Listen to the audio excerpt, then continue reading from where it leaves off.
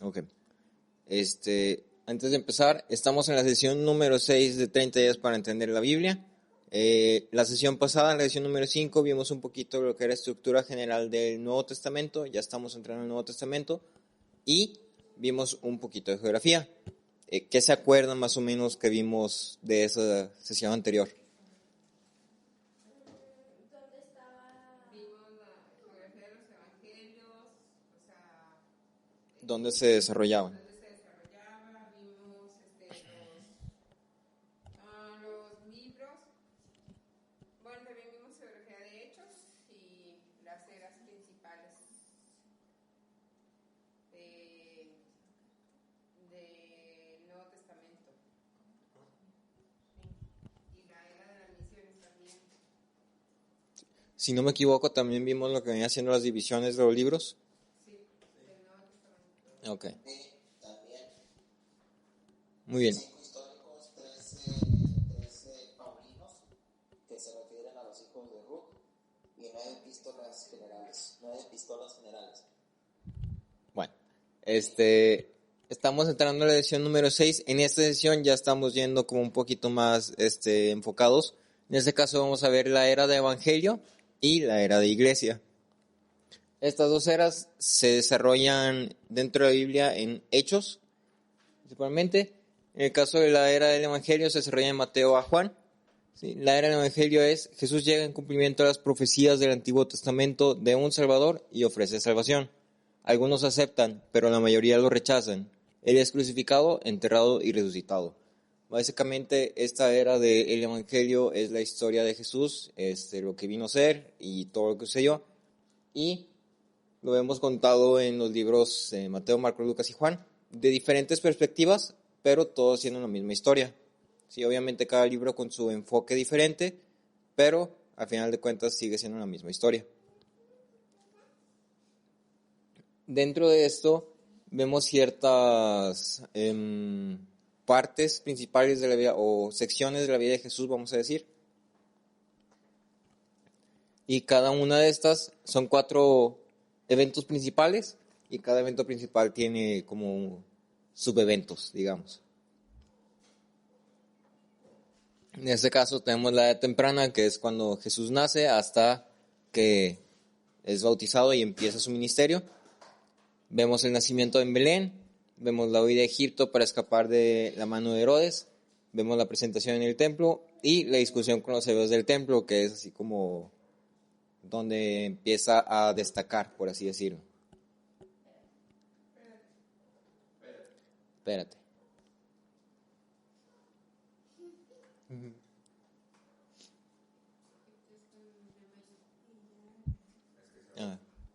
Perdón. Es que hay un programa que que hace todo eso automático, pero hay otro que no, entonces.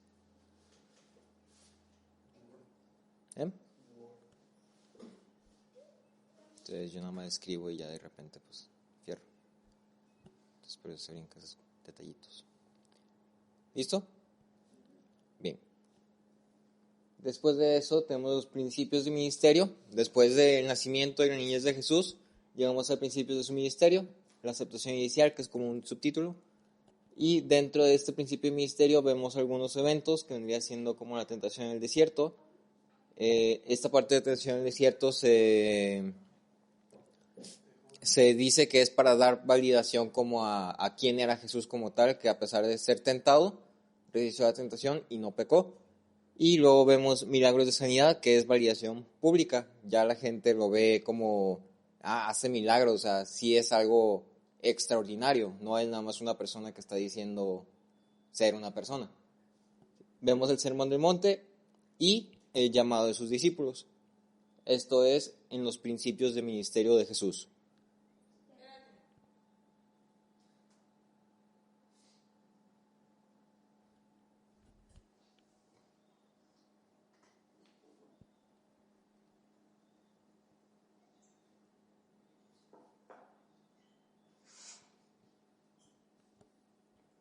Si tienen alguna duda o algo así también pueden preguntar o comentar.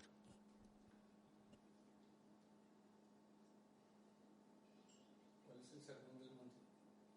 Es el sermón que se dio en el monte. Mateo, sí. Lo puedes leer. Sí, es como una predicación de muchos temas. Sí. Todos se dieron en un monte, entonces se le llama el sermón del monte. Seguramente has escuchado temas de ahí, pero no sabías. A lo mejor no lo ubicas, pero sí lo has de haber escuchado. No, lo de, por ejemplo, las bienaventuranzas. Bienaventurados los pobres, porque ellos, es de ahí, seguramente lo has escuchado. Es donde habla del perdón, Del Padre Nuestro. sí, pues, son todo Pues son varios temas. prácticos. ¿Cómo se llama? Es el primer congreso cristiano. Es el primer congreso cristiano, así es. Ok, ¿listo? Porque era en el monte y era Jesucristo mismo y partiendo. Regresamos contigo, Rogelio. Ok, ¿ya anotaron? ¿Sí? Bien.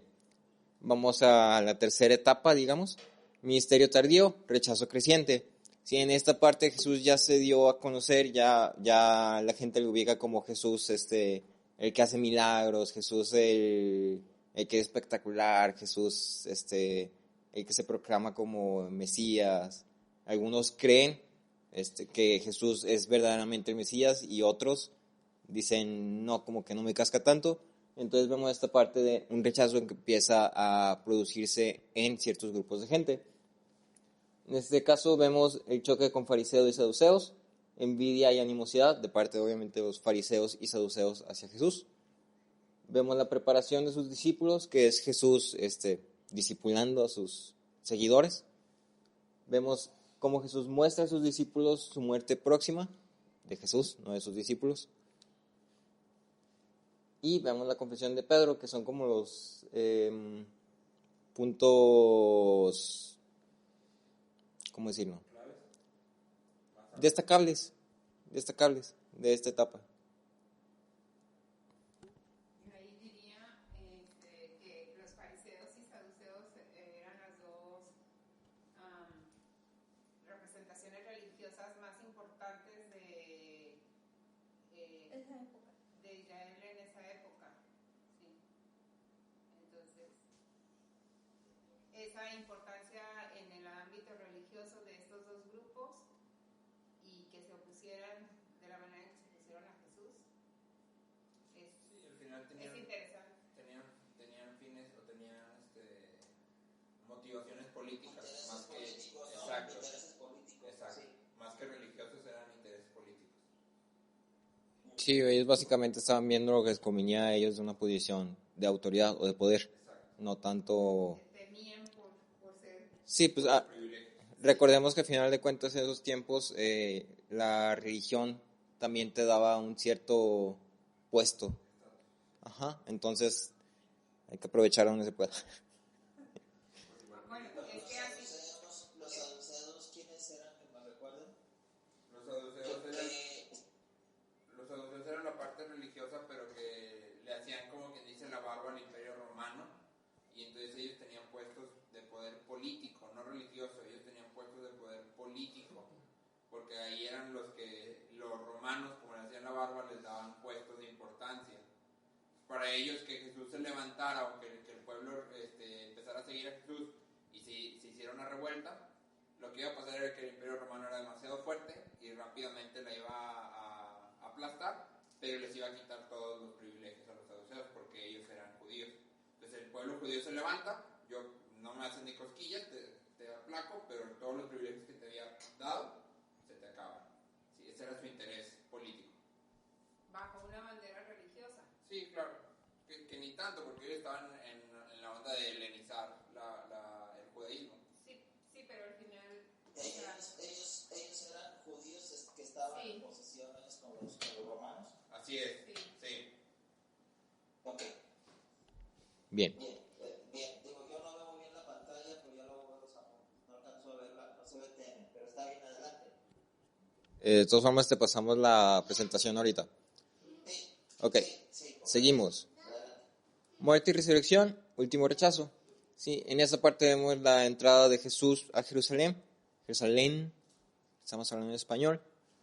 Vemos la última cena, la oración en Getsemaní de Jesús, obviamente. crucifixión y resurrección, y pues un cierto tiempo post-resurrección.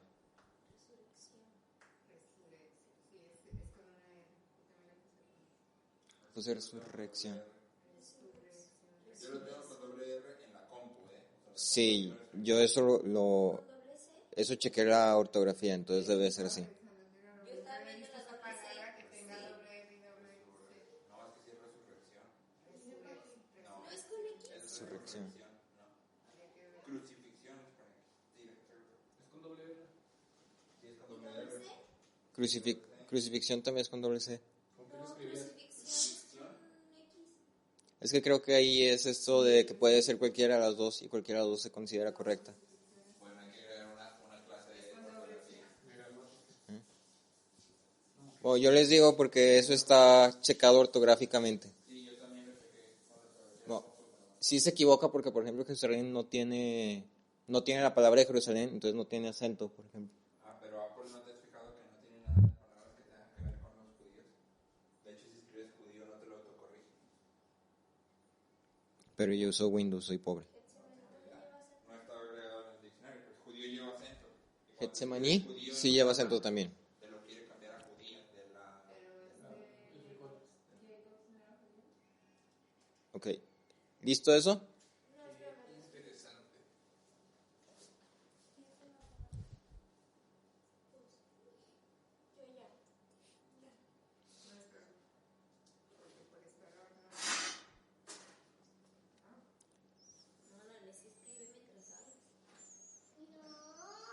no puedo. Dile a Ale que yo no puedo.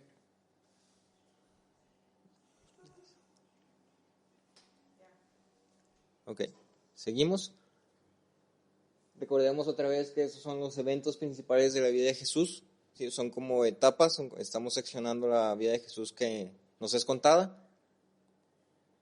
Así como repaso otra vez, vimos la niñez, vimos el inicio del ministerio, vimos la continuación del ministerio y vimos hasta su muerte y resurrección.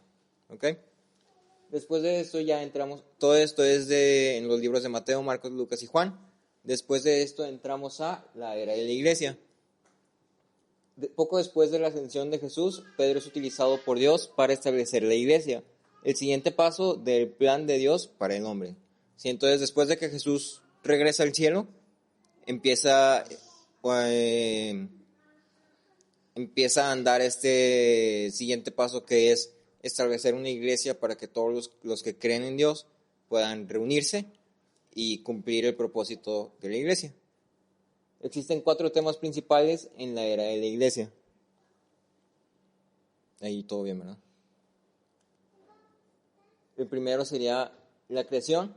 La iglesia nace en Jerusalén. Después de la resurrección de Jesús, sus discípulos, acatando órdenes, se quedan esperando en Jerusalén, donde son llenos del Espíritu Santo y comienzan a hablar diferentes lenguas. Este momento o evento, es considerado como el punto de donde comienza la iglesia. Sí, o sea, la iglesia se considera que comenzó aquí, cuando estaban todos reunidos, todos son llenos del Espíritu Santo y comienzan a hablar diferentes lenguas. Eso es como donde empieza la iglesia. ¿Sí? Creo que también esto se usa mucho con esta parte de no eres cristiano si no hablas en lenguas, pero pues, eso ya es otro tema. Eso es en Hechos del 1 al 5. La creación de la iglesia es de Hechos del 1 al 5. ¿Sí? Ok. Después vemos el crecimiento. Estamos hablando de la iglesia. Conforme el número de convertidos crece, se toman algunas medidas para la organización de la iglesia, dando una estructura a sus actividades y responsabilidades. ¿Sí? Entonces aquí ya estamos viendo cómo la iglesia se forma y conforme va creciendo, se van se va haciendo un orden, se va haciendo una estructura ya más fija que seguir. Esto pasa en Hechos 6. Algo que me pareció interesante de aquí es que dice, dando una estructura a sus actividades y responsabilidades. O sea, hay 2 cosas que hace la iglesia. La primera son pues, cosas que haces dentro de la iglesia para la iglesia, y la otra son tus responsabilidades como iglesia. recordando que la iglesia no es el edificio, sí, es el conjunto de creyentes.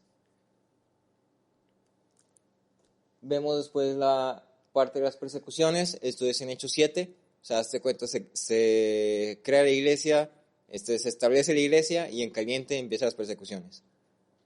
Esteban, uno de los primeros predicadores, es arrestado por predicar la palabra. Cuando él sigue predicando su mensaje, los judíos lo apedrean, convirtiéndolo en el primer mártir cristiano. Esta historia ya se la saben. Este incidente despega una ola de persecuciones a los cristianos. Algunos huyen a las provincias de Judea y Samaria, que eran las que estaban más próximas, llevando con ellos el evangelio. Entonces aquí ya está esparciendo de cierta forma. No sé si van a notar algo de ahí todavía.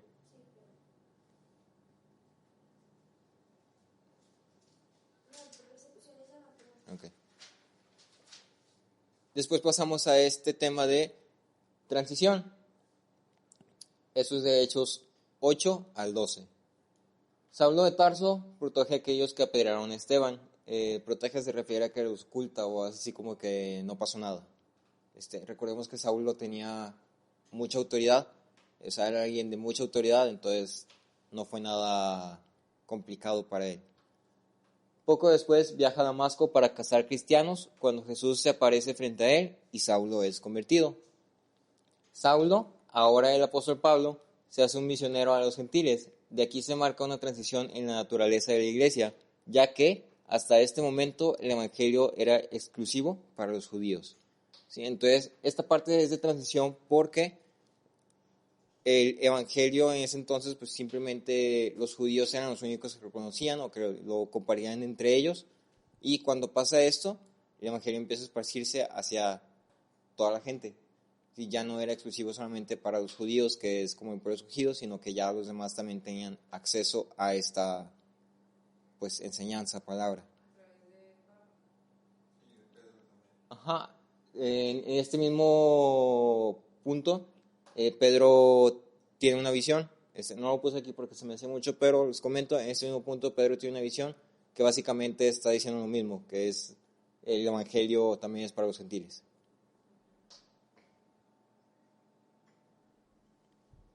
Y eso sería básicamente estas dos eras de evangelio e iglesia. No sé si tengan alguna duda.